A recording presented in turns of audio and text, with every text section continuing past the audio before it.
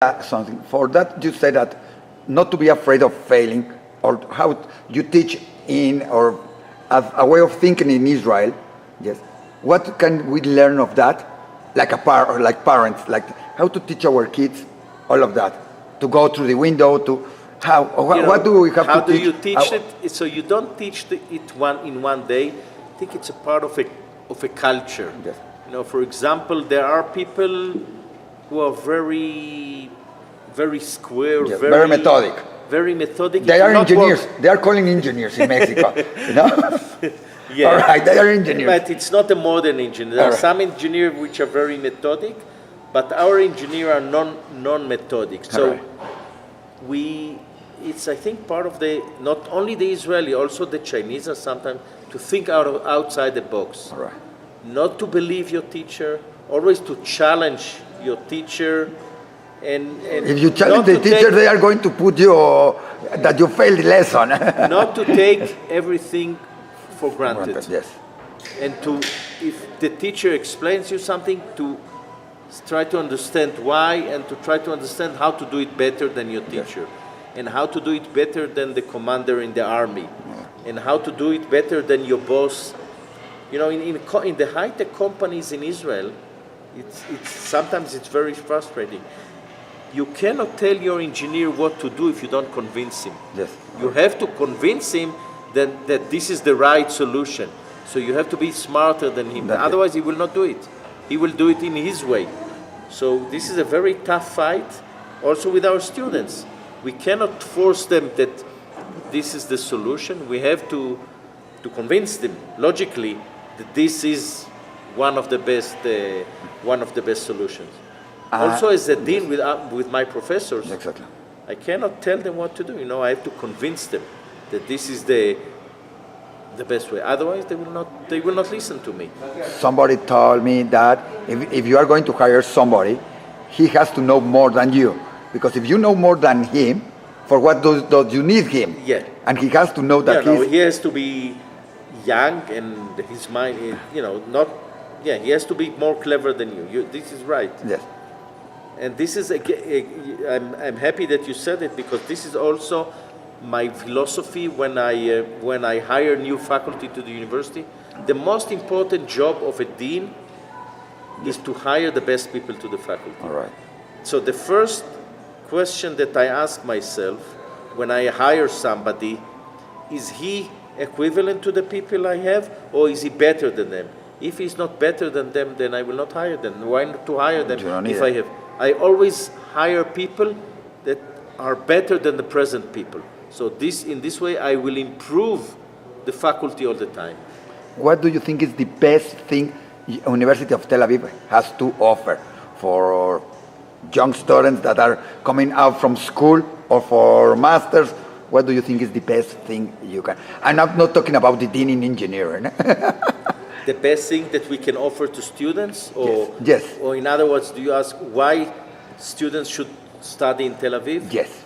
I think the best thing that Tel Aviv can offer is that in one campus, and it's the only one of its kind in Israel, in one campus, in 1 square kilometers, we have all the disciplines, and it's the most comprehensive university in Israel, and this creates a lot of innovations, because we are all located in 1 square kilometer, so the philosophers can talk with the biologists, and the engineers can talk with the philosophers, and all in the same location. And I don't want to talk about other universities, yes. But it's the only, and not less important, the Tel Aviv city around it. Tel Aviv city with all the innovations and all the startups. The Tel Aviv is the second most innovative city after yes. San Francisco, in absolute terms. Exactly. So you have the most comprehensive city inside the heart of the startup nation. So you don't need more than this. So you have the culture, or the DNA to make innovations. And maybe we will end by this, that Tel Aviv University, I have more time. Yes. Tel Aviv University is ranked number 8 in the world. Yes. In absolute values, wow. In the number of startups that it produces. So yes. we are in the top 10 together with Stanford, with Berkeley, and although we are only 62 years old. It's true that if you have a problem in University of Tel Aviv, in a project, you have a problem and you don't know how to solve it. Somebody will be able to solve it because... They told me that the only thing you have to do, if you are stuck with a problem in the computer or with something, you only have to go back down and take a coffee. When you're taking the coffee, somebody near you will say, you know. Yeah, because we have and we are very friendly we collaborate between faculties, we talk with each other between faculties, so this creates, there is a special atmosphere in Tel Aviv, a special DNA, I cannot explain it, and it works better than other campuses in Israel for sure, but also relative to the world, it works, we cannot compete with Stanford, which sits in the middle of the Silicon Valley. We cannot compete with them, but we can compete with many other universities with the fact that we have this special culture or special DNA of Tel Aviv. All right, yes. That's a big advance because you have there, and you are also in Israel, that it's a special culture for that. Yeah. So it helps. But the special culture of Tel Aviv, of Israel, is based on Tel Aviv. Most of the innovation and startups start in Tel Aviv area. All right. Now, another thing that it's advantages to Tel Aviv University, that we have all the elite intelligent units of the army around Tel Aviv. All right. And all these people, during their army service, come to do their master's and PhD in the university. All right. And these are the best people in Israel. And they told me that the USB, it was an invention for the spies. So they could be having in a small thing all the information they could get from a computer. Yeah. Is that true? The USB? Yes. They told me the that USB, the professor that invented it, he was not from the army. No.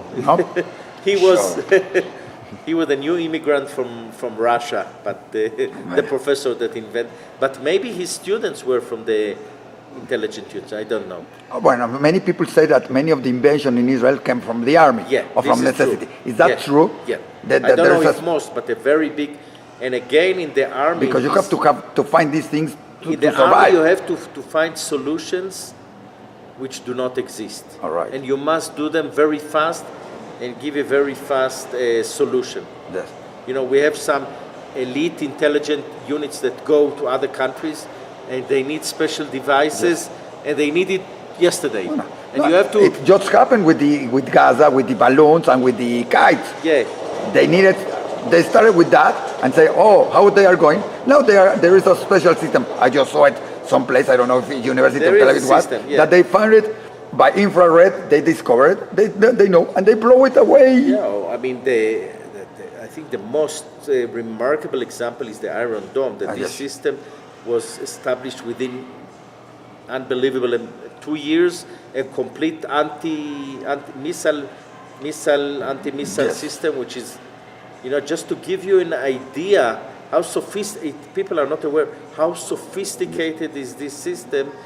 The missile which is launched, it has within the first second of its launch, it scans over about 1,000 different which does optimization within 1 second, which track to choose in order to come at the right angle, especially at the right angle to the missile. It has to come parallel to the missile and explode, not like exactly. this. It has to come. That's interesting. I thought it was just went there and hit it. No, you don't want to come like this.